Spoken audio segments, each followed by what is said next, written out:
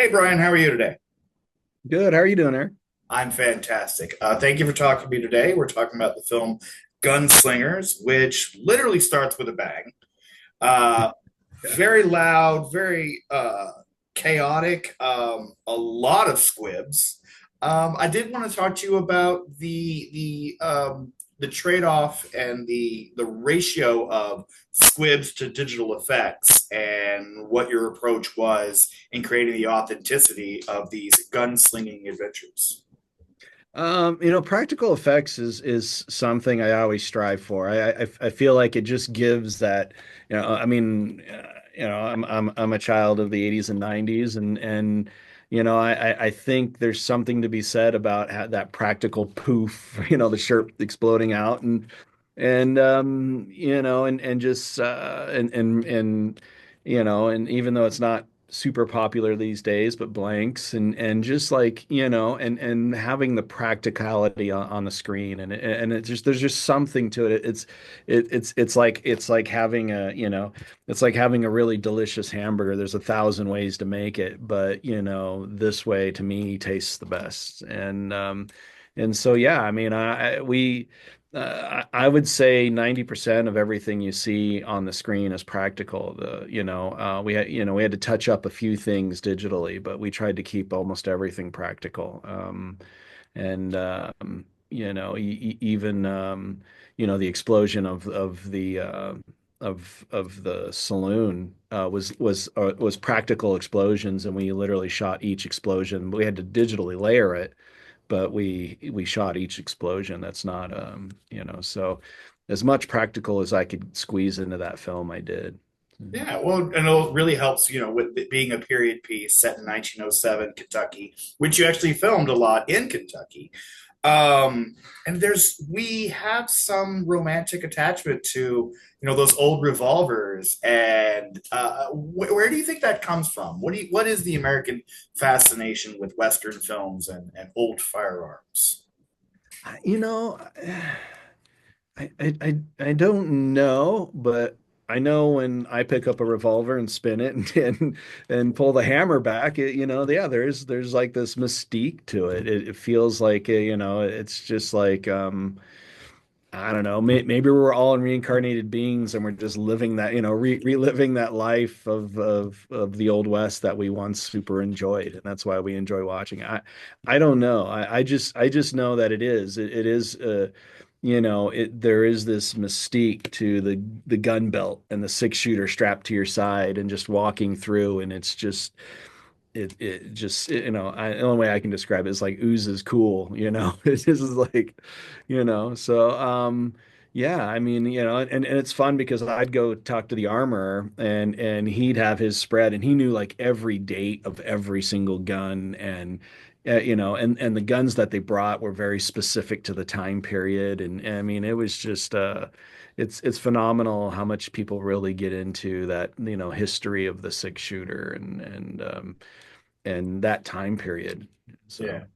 So, There's an interesting connection between this film and Guns of Redemption because I was watching the credits and I saw there's a song playing over the credits about redemption written by Jeff Fahey. Is that inspired by his role in your film?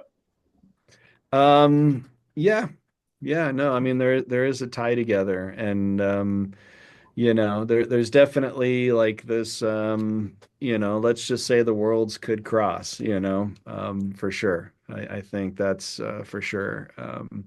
And Fahey's a phenomenal musician, and I had reached out because we needed two more songs for the end credits, and so I had reached out to Jeff and said, "Hey man, you want to throw something in here?" And he had already had this song about redemption, and he showed it to me, and I was like, "Perfect, let's do it." So he's a huge support, phenomenal actor, and I was appreciative that he lent us some of his music. So. Yeah. Speaking of music, you got Richard Patrick to do music for this film from Filter. Where did that relationship start?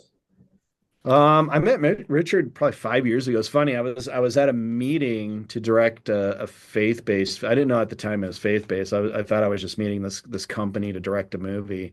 And I walk in, sit down, we have the meeting. They pitch me the concept. I was like, I'm just not the faith-based guy. I was really pushing towards action movies at the time, and I was trying to phase out, TV movies. So I'd been in television for almost 10 years, and so I was trying to phase that out and push into theatrical. And we get done with the meeting and I walk out and one of the executives was like, "Oh, hey, this is Richard Patrick." And I was like, "Oh yeah, Richard Patrick, how's it going?" And he looks at me, he's like, "Yeah, man, of Nine Inch Nails." And I was like, "Yeah, I know who you are."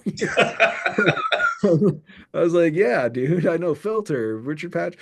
And I was like, "I've seen you in concert when I, blah." And we just hit it off because I was in a band, and so we started talking music. And the minute we started talking music, it was just, a match made in heaven. And since then we've been super close. And he's my go-to to score just because he's passionate. He's a passionate guy about his score, and he does a great job. Yeah. Yeah. Like when I heard the voice, I'm like, that sounds like Richard Patrick. And then right after that, it splashes across the street. Music by Richard Patrick. I'm like, no way.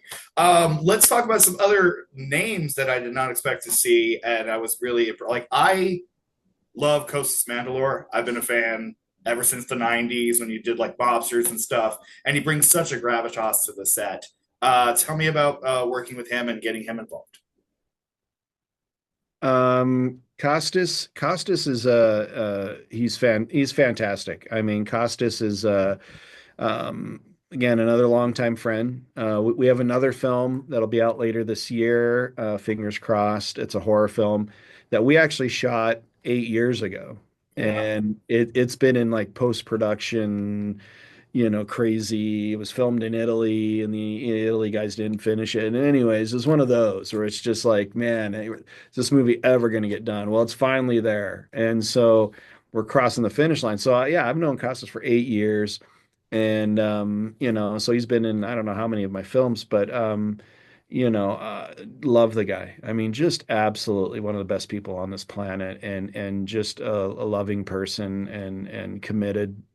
So it's anything I've got going on. If there's a part I can throw, offer to Costas, I will if he's available. But he's getting super busy. He's got the Saw franchise coming back with Yeah. him, and you know, Now let's talk about Nicolas Cage because you can't talk about film without talking about Nicolas Cage. He plays Ben in this film. He has, that very interesting voice. Was that in the script, or did he bring that to the table? So, we all the lines was in the script. So we Nick and I went through the script, we developed his character, we talked about everything a couple weeks in advance prior to shooting. And we really like honed in his character. And then when he got dressed and he was in the dressing room and I was hanging out with him and we were just talking, he got dressed and he's like, I feel like I need to do like something different with my voice. And we started talking about it, and he kind of pitched me a few voices and he started doing these voices and I was like, oh man. So he did that one and I was like, you know what, it makes sense. He's like, because we start talking backstory and we're like, okay, so your backstory is you were being hung and God saved you from the hanging by breaking the tree you were hanging from, and now you have this voice and that's why you're drawn to God. It's like done, done. And so so it was really this amalgamation, it was, but he brings so much to the table. And the fact that he even thought about, what does this guy sound like? It was a phenomenal class in just characterization, and that's, he's a master, and so it was a master class for me to be sitting there with him developing this character and all the way down just to the way he sounded. So That's amazing. That is the end of our time. I really appreciated talking to you, and I'm sure I'll talk to you again soon. And yeah. thanks so much. Thank you. Thank you, Eric. Take care.